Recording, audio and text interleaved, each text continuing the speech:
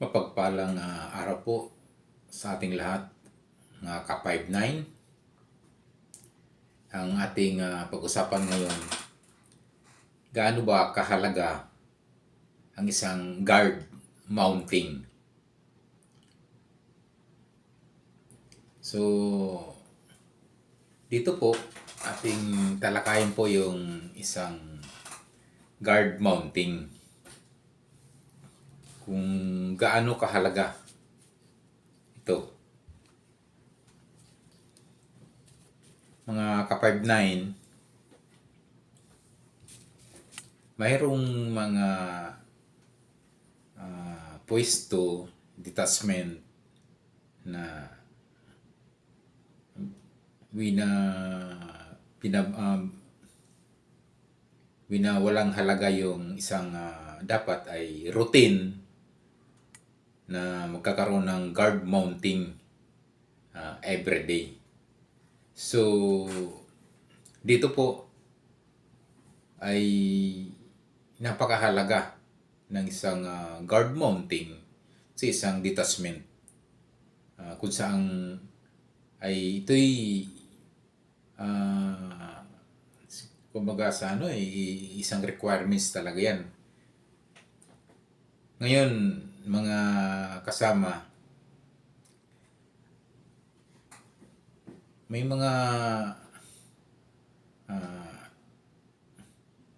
instances kasi na ay wala namang problema. Palit-ulit naman yung sinasabi, yung tema, yung pinag-uusapan sa guard mounting. So, iba pa talaga yung na-remind mo yung mga tauhan mo kung ikaw ay isang humawak o ikaw isang hit guard, isa kang OIC, isang security officer, isang detachment, ay napakahalaga ang isang guard mounting na dapat yan ay routine, daily yan ay ginagawa sa umaga at sa gabi. Okay, ating pag-usapan yung kahalagahan ng isang guard mounting. Yan nga, mayroong sinasabing pa kailangan mag-guard mounting na wala namang problema sa pwesto.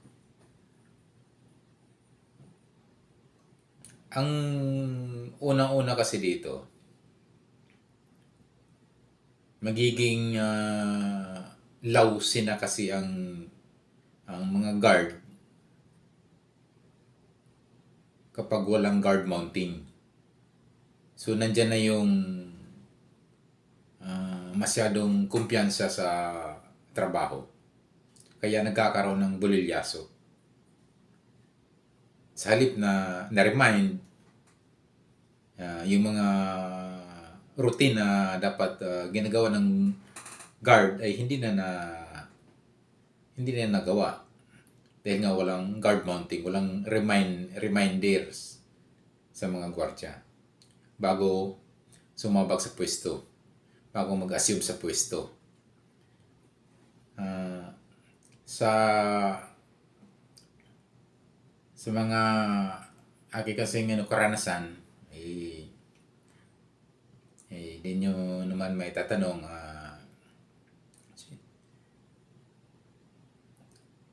humawak na rin ako ng tao, how many detachment na rin, merong madami-dami din, may 10 guards, 15 guards, 20 plus guards. So, kaya bakit nasabi kong napakahalaga ang guard mounting sa isang detachment. Okay. Unang-una, ang gwardiya, ang pagkakaalam mo, ito yung sa mga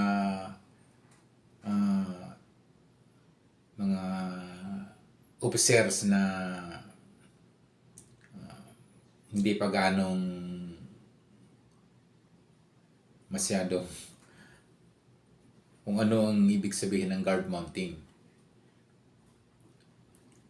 Unang-una, yung mga gwardya, hindi mo alam na mayroon ng alitan sa isa't isa. So, andyan, lihim, tinatago. Magugulat na lang na nagkaroon na ng away sa pwesto. Mayroon na palang namumuong sama ng loob ang bawat isa. So, kung bakit ko nasabi yan kasi na-experience ko yung ganyang sitwasyon. Kaya napakahalaga yung may guard mounting. Dahil yung kinukumusta yung bawat isa. Relasyon sa DC, relasyon sa mga night shift, kung okay ba sila, wala bang problema. So, nandiyan kasi minsan linilihim na lamang ng isang guard na mayroong sama ng loob, mayroong sabi nga nila lalo na kapag baguhan na yung gwardya, siyempre ina-underestimate na agad ng mga datihan, mga veterans, sabi nga nila. Pag ikay veterans na, hindi ka na gusto ko baga sa alam mo na lahat kasi veterans. No, hindi ganon. So, dapat nga yung mga bagong gwardya, bagong salta, o sabihin natin may experience na. So, hindi pa rin siya dapat magkapakampante na yan ay kanyang magampanan ng wasto yung kanyang pwesto. Dahil nga sa bago siyang salta sa detachment, mangangapayan. Kasi hindi naman pareho yung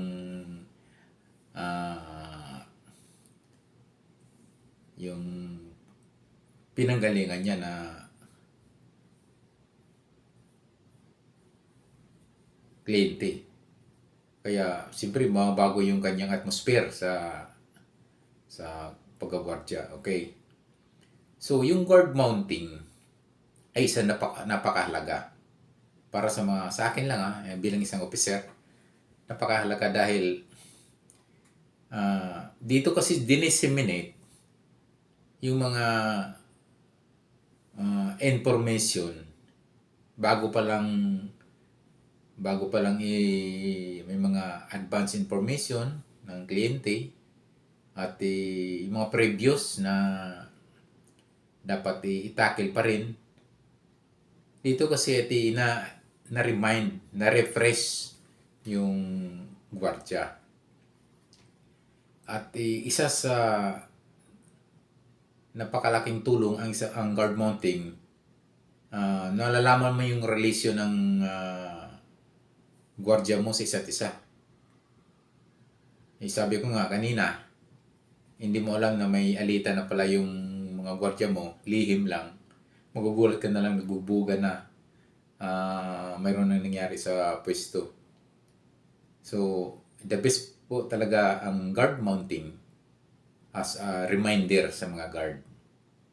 At hindi lang yan sa personal na sa mga gwardya mo, kundi sa bawat pwesto. Kailangan mailalahad ng bawat post kung ano yung bago at ano yung lumang issue na dapat i-tackle. So, sa akin lamang, ano nga ba talaga ang kahalagahan ng guard mounting? Napakalaki. Sobrang laki ng kahalagahan ng guard mounting sa isang detachment. May mga instances kasi na sabi, wala namang sabi ko nga kanina, may mga officer na okay lang, wala namang problema Normal situation naman So, iba pa rin yung kinonsulta mo yung gwardiya mo one by one. O ano na nangyari?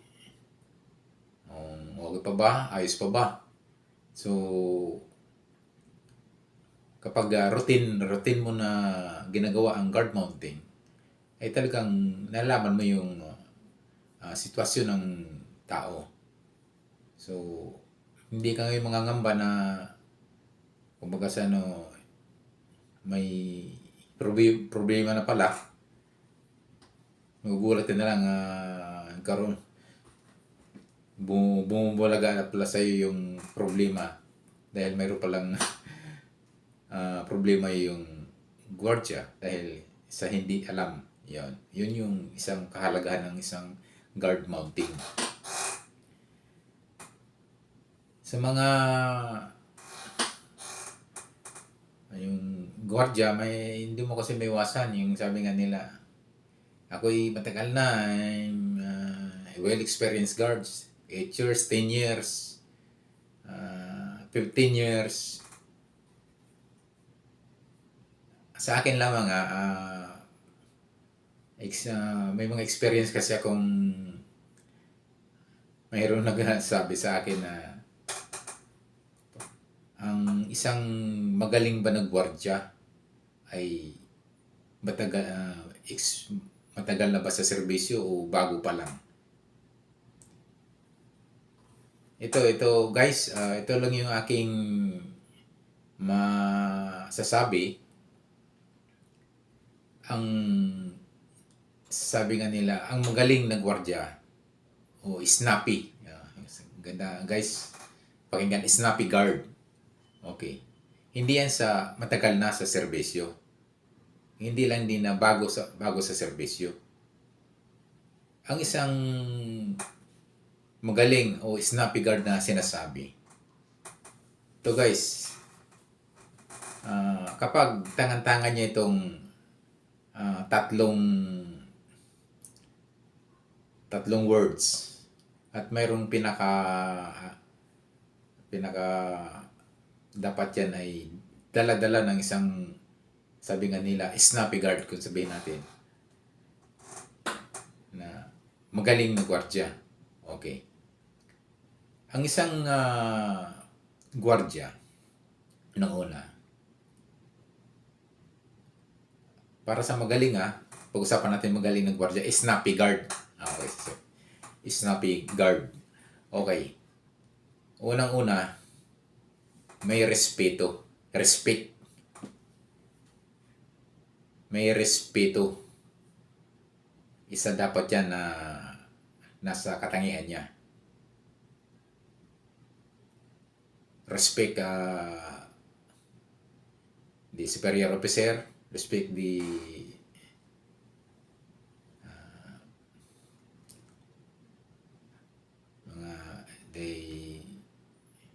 ranking officials. So, dapat yung respect ay tangan-tangan niya. Okay, yung pangalawa, how to approach to others. Okay. Isa pa yan sa dapat yan sa katangian ng isang snappy guard. So, magaling na gwardiya. Okay. Pinag-usapan na lang natin yung magaling na gwardiya. Sige. Atin ang yung mga paano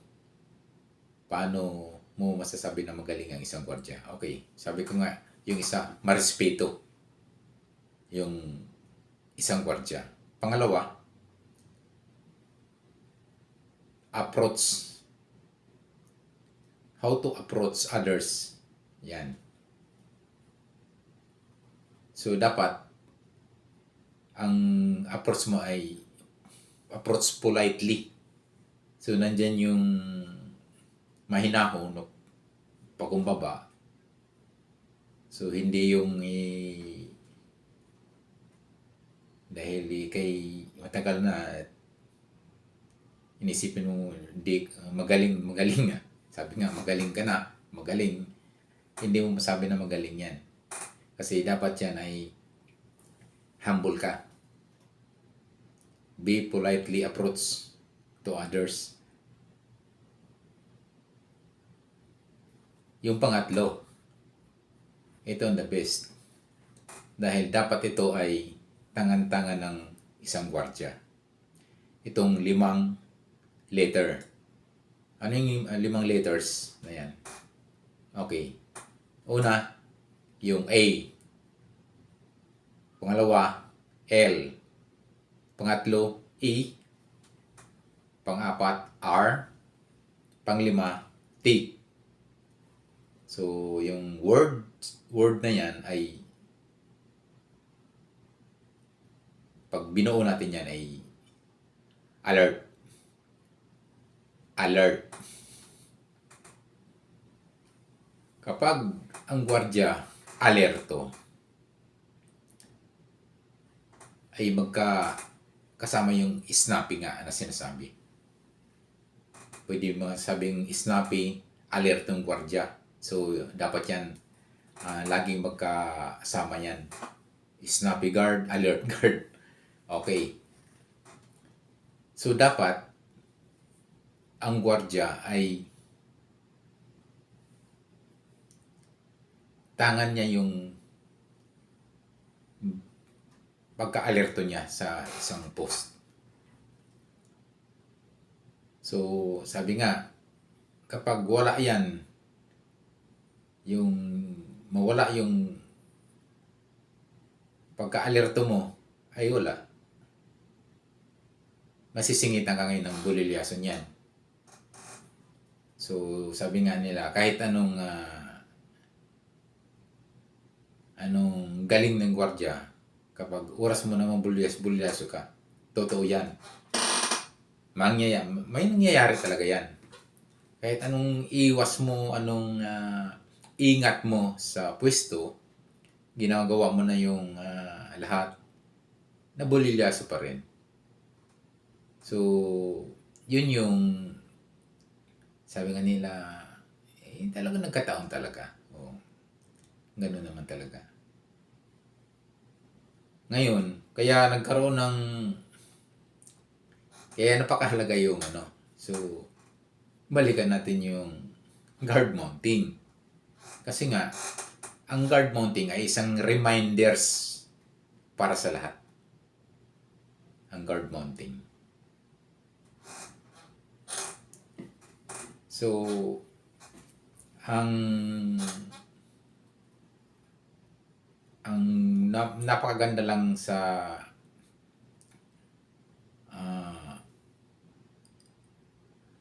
guard mounting, nariyan kasi yung exchange ng messaging ng bawat isa. At kinukumusta ang bawat isa. Malalaman mo ngayon yung may problema pala yung isang grupo o halimbawa DSIP, guard mounting DSIP. So, at least naagapan mo na. So, yun yung kahalagahan ng isang officer, isang head guard, isang detachment commander na dapat routine yung guard mounting everyday. Para sa akin lang kasi nga na-remind mo yung mga tao mo.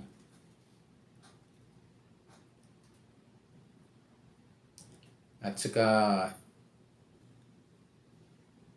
bago pumunta sa pwesto, makikita mo na yung tao mo na complete uniform, signed pare-parernalias. Dahil nakikita mo dun sa guard mounting yung kanilang personal appearance. Not unlike na walang guard mounting, nakita mo sa gulat ka na sa likod na wala nang walang hindi kumpleto yung uniform, kulang-kulang. So, mahalaga ang guard mounting para sa akin, para sa akin na isang officer. Tsaka yung reminders, daily reminders, yung pinaka-importante, ang guard mounting.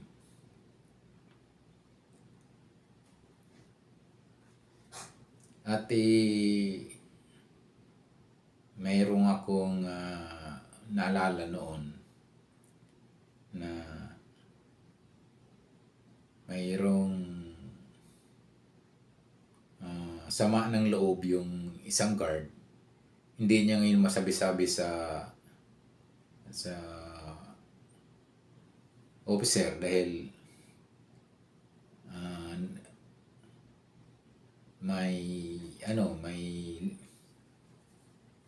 mayroong kapit yung isang kasama niya ng loob. So sa trabaho naman kasi yung na yan, related sa work din. Na yun nga, sabi andyan lang kasi yung pag sabing veterans, hindi na nagpapaturo niyan, veterans na eh. Yun yung problema ngayon. So, andyan na yung mag-angas-angas na. So, mas maganda kasi nga yung guard mounting, pwede mong mailahad sa karamihan ang mga issue na dapat i-tackle. So, mga ka-5-9, sana napulutan nyo ng aral ang isang guard mounting na napakahalaga yan sa isang detachment upang ma-remind lahat yung mga kasamahan. Dahil ang isang guard mounting ay isang reminders. Okay guys,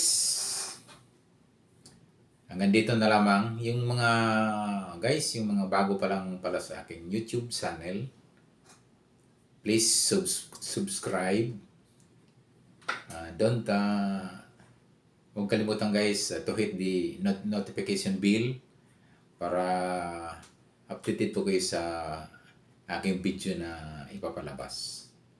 Maraming salamat sa inyong lahat. God bless us always.